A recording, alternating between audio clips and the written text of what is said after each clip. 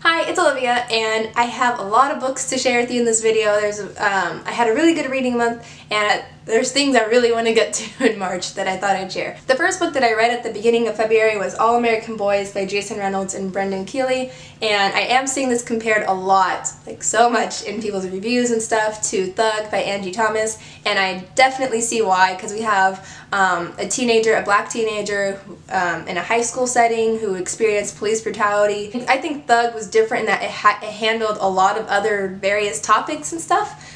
And I feel conflicted because I kind of don't really care for it goes between two perspectives. I can't decide on what I'd rate this because I can't say that I really cared for the second perspective in this book. I don't know, there's something about it that was just nagging at me, like I don't know, like I see why it was here, why it was important to have it, but I can't say it was my favorite. But I do think it was a good read. So I've been reading a lot of children's books, and I will do so until forever because I think that children's books are just as great and I don't want to stop reading them just because I'm not a child anymore. The first one I read, or I don't know which one was first, but I have Little Leaders, Bold Woman, and Black History. This may be my favorite along with this other one that I'm going to mention. But this is just short little biographies with really, really sweet and cute pictures to go with them of black women who were kind of trailblazers, or like they're just important figures in our history. And I want to buy my own copy and just have it sit on my desk because it's so inspiring. Then I also read Let the Children March, and for me you guys ever have stuff just randomly in your books and they like falling out? But for this one, for me, the star of this book was the oil paintings. They're really beautiful, really good children's book.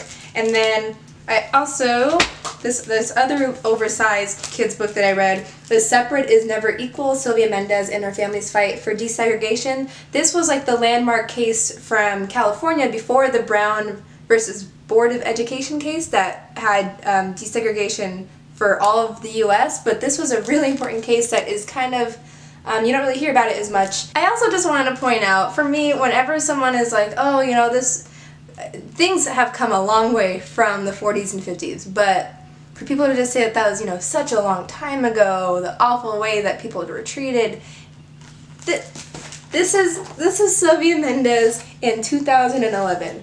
She is by no means like a super old woman, and that is something from her lifetime that she couldn't go to a school with white children. And I don't know, it baffles me, like when people are like, that's so long ago. I'm like, no it was not. Then this other one is just so cute. That's the only way I can describe this. It just, come on, rain, and it's so sweet. It's just about this little girl who wants it to rain, and I really liked it. And then this next one, I have not finished it because I started it right before I started filming this. Winnie the Pooh. I can tell this is going to be a new favorite book. It's so like cozy and endearing and sweet and like I'll talk more about it when I finish it because I'm not even finished with it yet, but I'm just saying I love it, and I love how old this copy is from the library. I want a copy like this. This last one I'm going to mention, the lighting's changing a lot. It was for my class, and so we all got copies of this comic.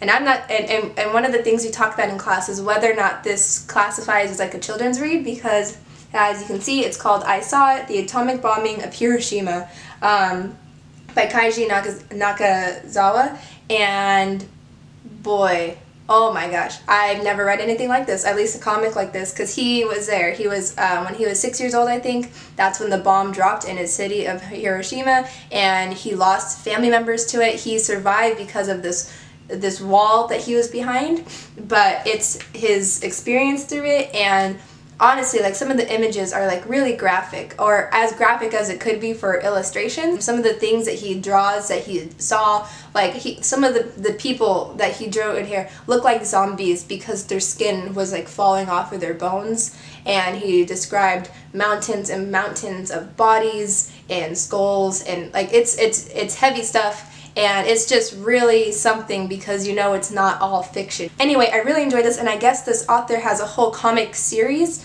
and this one's more like the non-fiction account, but the series is like a fictional account with like other characters and stuff, and I really want to read that. I just need to order the books, but this, wow. And then I listened to 2 audiobooks. I finally listened to We're Going to Need More Wine by Gabrielle Union. I give this one a 3 out of 5 stars because it was just something that it was nothing particularly special. It's not a book that I think I would tell you guys, oh, you have to read this, or it was so good, because I don't think I describe it as that. It really just felt like she was talking about her life, and she was very honest. You learn a lot about Gabrielle Union.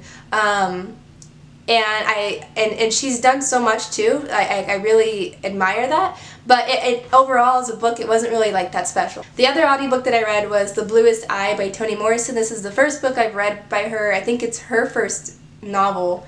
And I thought it was really beautifully written. Next, I'm just going to mention these quickly because I keep mentioning them and I'm going to say the same thing. I read Saga 4 through 6. I don't want to read number 7 because that's the last one I have. I don't have number 8 and I don't want it to end, so I'm just holding off on reading number 7. So those are the recent reads, and the reason why I want to talk about, like actually do a TBR for March is for 2 reasons. One, there is a ReReadathon that I'm going to try to participate in, and then also this is the month of book adaptions. I'll just start with the first book, Simon versus the Homo Sapiens Agenda. I'm still trying my hardest to avoid the commercials, but now they are on every single YouTube video, and so I gotta read the book first. So there's this. And then for the ReReadathon, I want to reread this book because the movie's coming out, and that is Ready Player One by Ernest Cline. I love this when I first read it, and I have forgotten a lot of stuff, and I really want to be able to have it refreshed in my mind, you know? So hopefully I can reread this before I see it. The next book I want to read is Thunderhead by Neal Shusterman. I talked about how much I really enjoyed Scythe. I made a full review on it, but I've heard that people like this one even better, which I believe because I think the sequels for Unwind were also amazing, so I have faith in this and I really want to read this one finally. Another book I would love to get to is A Brief History of Time by Stephen Hawking. I started this forever ago and I never finished it, but I am such a stargazer, and I think it's at the end of January. There is a meteor shower, and meteor showers just take my breath away. I stayed up till really late so I can go outside, and it was cold, but I was in my robe and I was just staring at the sky, and every time I saw a shooting star I almost like gasped. It's the most stunning thing to witness a meteor shower and see shooting stars. I saw so many just in like 1 hour, and the first one that I saw was so bright and beautiful, and instantly I was like, ooh, I want to read I want to read up a little bit on some cosmo science and all that stuff, and also just other like sci-fi space novels. Anytime like there's space or night sky events, I always want to read some space books or something. The last book I'd like to get to, oh my gosh, I feel like this is going to be a long video, but is Persepolis, the complete Persepolis, because this will be used for ReReadathon because I've read the first one. I believe this is a bind-up of the 2, but I never had the second one, and my teacher lent this to me, like the full collection, so I'm excited to read this. Okay, so that is all. I talked about a lot of books. If you have any thoughts on any of them, feel free to leave a comment, and I will see you in another video. Bye.